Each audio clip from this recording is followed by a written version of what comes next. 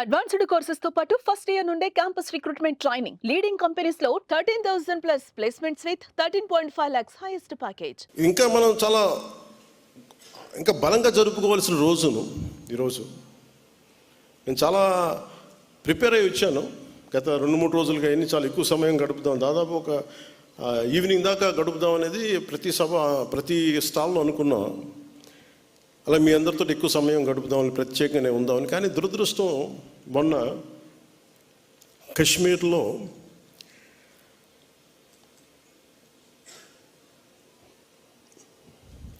ప్రత్యేకించి టార్గెట్ చేసి మరి దాదాపు 30 మందిని చంపేయటం, చాలామంది క్షతగాత్రులు అవ్వటం, నా మనసుని చాలా కలిసి సగటు భారతీయుడిగా, నథింగ్ టు డూ విత్ దీని పాలిటిక్స్ సంబంధం లేదు. అది ఒక ఉగ్రవాది తోటా పేలితే కన్నీళ్ళు భారతదేశం నలుమూల వస్తాయంటానికి మన రాష్ట్రం కూడా నిదర్శనం. ఎక్కడో వైజాగ్లో ఒక రిటైర్డ్ బ్యాంక్ ఎంప్లాయ్ ఆయన ప్రాణాలు కోల్పోయాడు. ఎక్కడో కావల్లో ఒక యువకుడు చనిపోయాడు. ఇది చాలా చాలా బాధ కలిగించింది మా అందరికీ, చాలామందితో పాటు నాకు బాధ కలిగించింది. అంటే గ్రామాలు should be a part of national integration. Panchayat should become a part of national integration.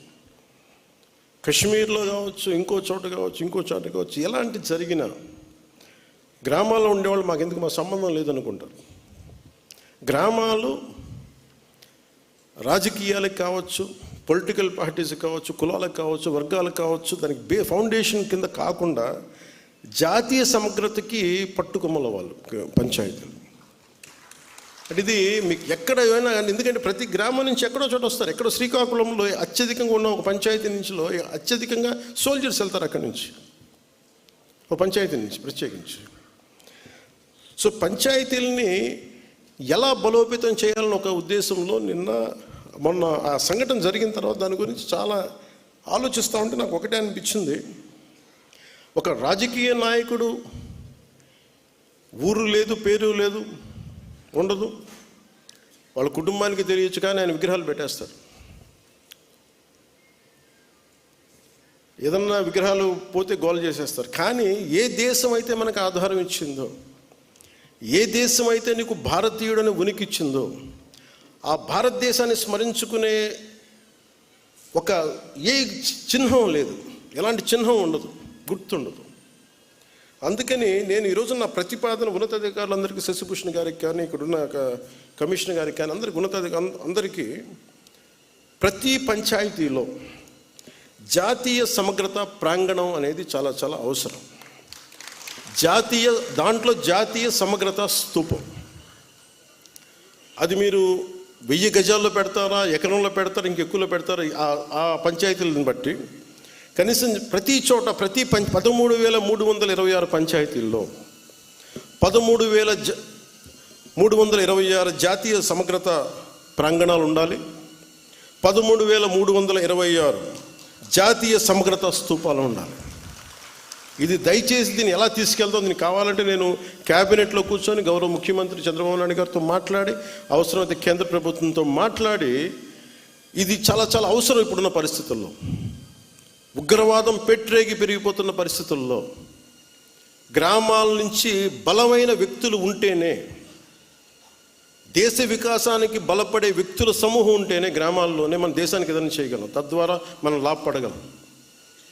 మనకి ఉనికినిచ్చిన మన దేశాంతాలకు మనం భాగస్వాములు కాకపోతే, నాకు సంబంధం లేదు, నా కులం కాదు, నా పార్టీ కాదు, మా ఏరియా కాదు అనుకుంటే అలా కుదరదు.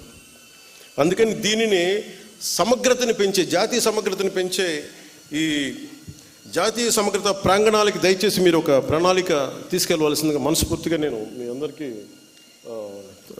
తెలియజేస్తాను.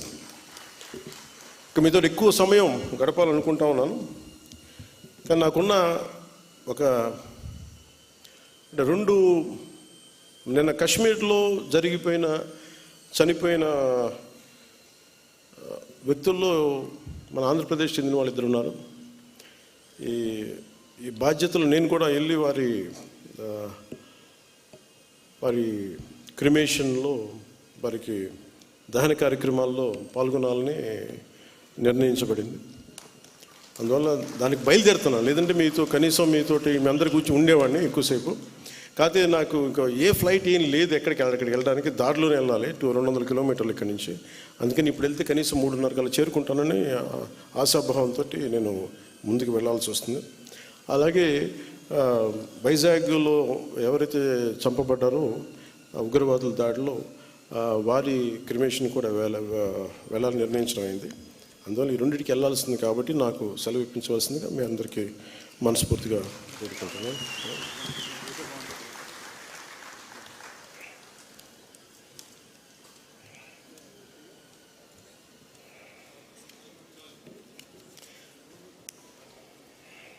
అంటే రాష్ట్ర వ్యాప్తంగా సర్పంచ్లు ఎదుర్కొంటున్న పలు సమస్యల్ని పాపారావు గారు నా దృష్టికి తీసుకొచ్చారు. ఆంధ్రప్రదేశ్ గత ప్రభుత్వం 5వ ఆర్థిక సంఘాన్ని ఏర్పాటు చేసి రాష్ట్రంలో గ్రామ పంచాయతీ 4 సంవత్సరాలుగా రావాల్సిన నిధులని బదిలీ చేయాల్సిన, మరి అసెంబ్లీలో మా బిల్లు పెట్టి గ్రామ పంచాయతీలకు రావాల్సిన వాటాన్ని బదిలీ చేయాలని విజ్ఞప్తి చేస్తున్నారు.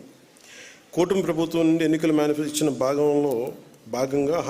భాగంగా రాష్ట్ర వ్యాప్తంగా సర్పంచుల గౌరవ వేతనాన్ని 3,000 నుండి 15,000కి పెంచాలని ప్రార్థిస్తున్నారు అని రిక్వెస్ట్ చేస్తూ ఉన్నారు. అలాగే వెంకటేశ్వర గారి దర్శనం కూడా ఉంది. ఈ మూడింటిని మేము ఖచ్చితంగా పరిశీలిస్తాం. ఇది నేను ముఖ్యమంత్రి గారి దృష్టికి తీసుకెళ్తాను, కేబినెట్ దృష్టికి తీసుకెళ్తాను తెలియజేసుకుంటూ మీ అందరికీ కూడా మనస్ఫూర్తిగా నా ధన్యవాదాలు తెలియజేసుకుంటూ సెలవు తీసుకున్నాను. జై హింద్. సుమన్ టీవీలో మీ పర్సనల్ అండ్ బిజినెస్ ప్రమోషన్స్ కోసం కింది నెంబర్కి కాంటాక్ట్ చేయండి.